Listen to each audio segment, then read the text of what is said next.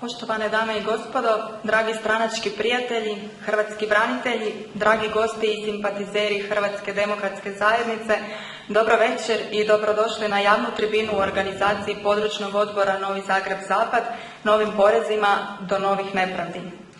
Večeras su s nama i dragi gosti, pa pozdravimo kandidatkinju HDZ-a za gradonačelnicu grada Zagreba, gospođu Margaretu Mađerić.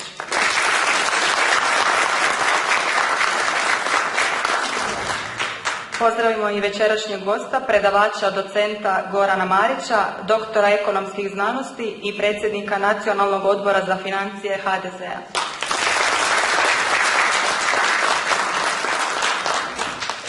Pozdravimo i domaćina večerašnje tribine, predsjednika područnog odbora HDZ-a Novi Zagreb-Zapad, gospodina Fiolića.